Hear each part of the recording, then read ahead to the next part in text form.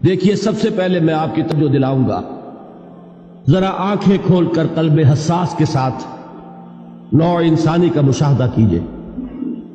کیسے کیسے دکھ، کتنی تکلیفیں، کتنی محنت، کتنی مشقت ہے جو ہر انسان کا مقدر۔ قرآن مجید میں ایک مکمل سورت ہے، سورت البلد، اس میں اللہ تعالیٰ نے متعدد قسمیں کھا کر ایک بات کہی، لا اقسم بہذا البلد وانت حل بہذا البلد ووالد وما ولد لقد خلقنا الانسان فی کبد۔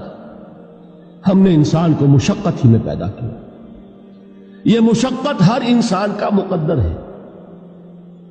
لوگ گھروں کو چھوڑ کر آئے ہوئے ہیں، کہاں کہاں انسان جاتا ہے، یہ اس دنیا میں محنت اور مشقت۔ ہاں، ایک مغالطہ ہو جاتا ہے کہ شاید یہ محلوں میں رہنے والے جو ہیں انہیں کوئی مشقت نہیں، انہیں کوئی دکھ نہیں، حالانکہ حقیقت یہ نہیں ہے۔ جو جتنا امیر ہے آپ دیکھیں گے اس کی جسمانی مشقت کم ہے، ذہنی کوفت زیادہ ہے۔ ٹرینکولائزرز کی انہیں ضرورت پڑتی ہے، انہیں سیڈیٹیوز چاہیے، خواب آور دوائیں مزدور کو نہیں کبھی ضرورت پڑے گی۔ وہ 8 گھنٹے کی محنت کرنے کے بعد احساس ہوتا ہے کہ وہ صبح ہی کی خبر لے گا۔ اور یہ وہ لوگ ہیں کہ جن کو ہپنوٹکس، خواب آور دوائیاں، سیڈیٹیوز، مسکن ادویات، یہ سارا لیبلیم اور یہ ویلیم اور یہ فلاں اور یہ فلاں، یہ کہاں جاتے ہیں؟ ذہنی سکون اور اطمینان انسان کو حاصل نہیں۔ کسی کی جسمانی مشقت ہے، کسی کی ذہنی مشقت۔ میں آپ کو یاد دلانا چاہتا ہوں مہاتما گوتم بدھ کا معاملہ۔ 30 برس کی عمر میں کپل وستو کا شہزادہ محل کو چھوڑ کر نکل گیا، جوان بیوی کو سوتا ہوا چھوڑ کر گیا، شیر خوار بچے کو چھوڑ کر گیا۔ راجدھانی میں رہنے والا محل کا باسی، جسے یہ معلوم ہے کہ باپ کے بعد مجھے یہ سلطنت ملنے والی ہے، کیوں گیا؟ کبھی کبھی آپ نے سوچا؟ اس نے انسان کے غم اور دکھ کا مشاہدہ کیا۔ اس نے دیکھا کوئی اندھا ہے، ٹھوکر کھا کر گر رہا ہے، کوئی والدین کھڑے ہوئے رو رہے ہیں اور ان کی نگاہوں کے سامنے ان کا نہایت محبوب بچہ دم توڑ رہا ہے اور وہ کچھ نہیں کر سکتا۔ اس نے سوچا یہ صدمہ کیوں ہے انسان کا، یہ دکھ اس کا مقدر کیوں ہے؟ اس صدمے سے، اس دکھ سے نجات پانے کی بھی کوئی شکل ہے کہ نہیں؟ انسانوں کی ایک عظیم اکثریت، شاہ ولی اللہ دہلوی رحمۃ اللہ علیہ کے الفاظ ہیں کہ وہ لدو اونٹ اور کولو کا بیل بن کر زندگی بسر کرتی ہے۔ جو 8 گھنٹے تک اینٹیں ڈھو رہا ہو، اس شخص کا تصور کیجیے، وہ واقعی انسان ہے یا حیوان بن گیا ہے؟ اور 8 گھنٹے کی اس محنت کے بعد بھی ہو سکتا ہے کہ 2 وقت کی روٹی اسے پوری نہ ملے۔ اور یہ تو ہو سکتا ہے، نہیں ہوتا ہے کہ اگر بچہ بیمار پڑ گیا ہے تو شاید کوئی برتن بیچے بغیر اس کی دوا کا سامان نہ کر سکے۔ ایسا شخص کتنے بوجھوں تلا دبا ہوا ہے، کتنی مشقت کے اندر پسا ہوا ہے۔ لدو اونٹ اور کولو کا بیل، انسانوں کی عظیم اکثریت اس سطح پر زندگی بسر کرتی ہے۔ لیکن آپ کو معلوم ہے کہ کولو کے بیل کے لیے مشقت ہی مشقت ہے، اس کے احساسات یہ نہیں ہیں جو کہ ان سے انسان کو جو صدمہ پہنچتا ہے۔ ایک بیل کو اس سے کوئی غرض نہیں کہ اس کا کوئی بچہ بھی تھا کہ نہیں تھا، اس کو کوئی بخار ہوا ہے یا کیا ہوا ہے، اس صدمے سے وہ بیل بچا ہوا ہے۔ گھوڑے کو کوئی پتہ نہیں کہ میرا بھی کوئی اولاد میری ہے یا نہیں ہے، اور مجھے اس کا کوئی صدمہ ہے یا دکھ ہے، کوئی پتہ نہیں۔ لیکن انسان کا معاملہ یہ ہے کہ والدین کو جو جو دکھ دیکھنے پڑتے ہیں اپنے بچوں کے لیے، اپنی اولاد کے لیے۔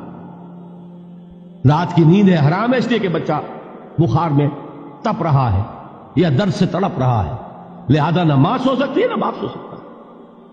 میں نے ایک موقع پر دیکھا، لاہور میں کیروسین آئل، اس زمانے میں ابھی سوئی گیس نہیں آئی تھی، اور اکثر و بیشتر جو ہے یہی مٹی کا تیل جو ہے ایندھن کے طور پر استعمال ہوتا تھا، اس کی شارٹیج ہو گئی تھی۔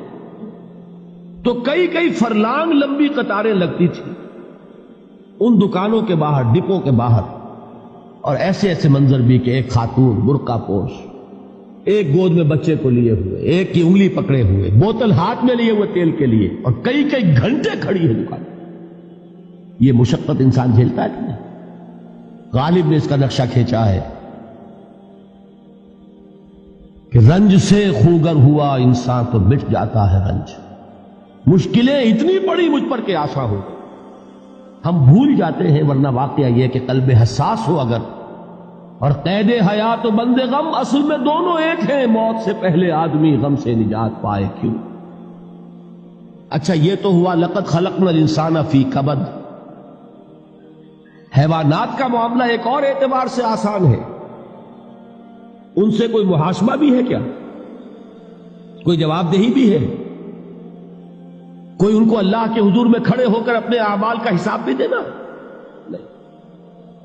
انسان کی یہ ٹریجڈی ہے، یہ المیہ ہے انسان. اس کو بھی قرآن مجید کی ایک سورت میں قسمیں کھا کر اذا السماء انشقت، اس کے بعد کیا فرمایا؟ یا ایھا الانسان انک کادح الی ربک کدحا فملاقیہ. اے انسان، تیرا المیہ، تیری ٹریجڈی اس سے کہیں بڑھ کر ہے. تجھے صدمے پر صدمے جھیلتے ہوئے، مشقت پر مشقت برداشت کرتے ہوئے ایک روز اپنے رب کے حضور میں بھی کھڑا ہوگا، جواب دہی بھی کرنی.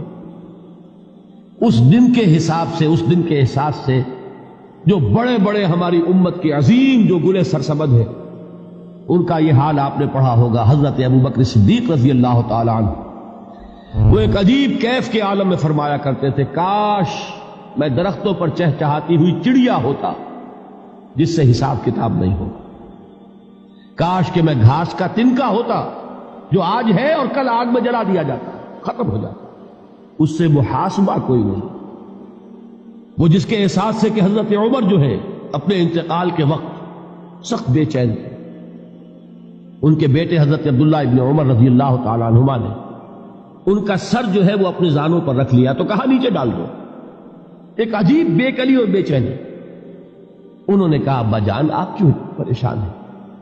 آپ تو عشرہ مبشرہ میں سے ہیں، آپ کو تو اللہ تعالیٰ نے جنت کی بشارت حضور کے ذریعے سے اس دنیا میں دی. حضرت عمر فرماتے ہیں کہ خدا کی قسم اگر قیامت کے دن عمر برابر سرابر پر چھوٹ گیا تو بہت بڑی کامیابی تصور. یہ احساس جن کو ہوتا. حضرت علی کا حال کیا ہوتا ہے؟ ابھی جو آپ نے حافظ صاحب سے سنا، یہ حضرت علی کا معاملہ ہے کہ ایک تیر پیوست ہو گیا تھا، کسی طرح نکل نہیں رہا تھا. حضرت علی نے فرمایا کہ اچھا چھوڑو مجھے، میں نماز کی نیت باندھتا ہوں. نماز کی نیت پڑھتے تھے تو لرزتے تھے، کانپتے تھے. کس کے سامنے کھڑا ہوں اور کس کے سامنے مجھے ایک دن جواب دہی کے لیے کھڑا ہونا ہوگا. لن تزولا قدم ابن آدم، حضور نے خبر دی ہے ابن آدم کے قدم ہل نہیں سکیں گے.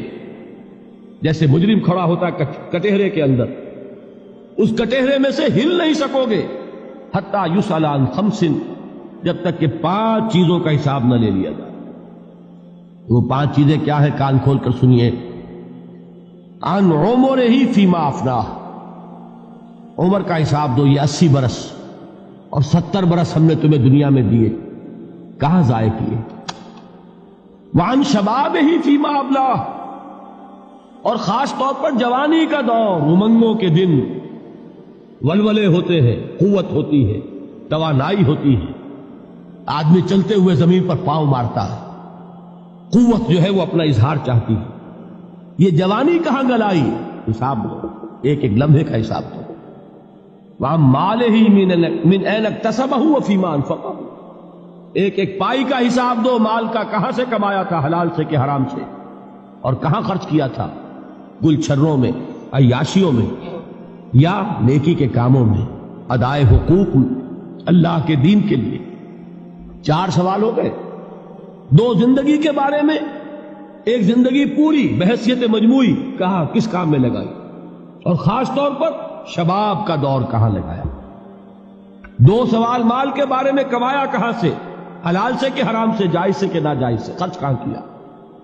اور آخری سوال وعما عمل فیما علم، جو علم حاصل کیا تھا اس میں عمل کتنا کیا. علم کے انبار لگاتے چلے گئے اور عمل کے آغاز کی بھی نوبت نہ آئی. یہ علم جو ہے یہ اس روز سب سے بڑا وبال بن جائے گا. اتنا علم اور عمل کچھ نہیں، بجائے کہ کریڈٹ کا ذریعہ بنے یہ الٹا ڈیبٹ کا کھاتہ بن جائے. یہ جواب دہی کا احساس ہے کہ جس کی وجہ سے انسان کی ٹریجڈی جو ہے وہ دوہری ہے. کوئی حیوان اتنے بوجھ تلے نہیں. مشقت کی، محنت کی، اس زندگی میں ختم ہوئے، اس کے بعد کوئی محاسبہ نہیں. اس کو بھی غالب نے خوب کہا ہے کہ اب تو گھبرا کے یہ کہتے ہیں کہ مر جائیں گے، اور مر کے بھی چین نہ پایا تو کدھر جائے. یہ ہے وہ ہیومن ٹریجڈی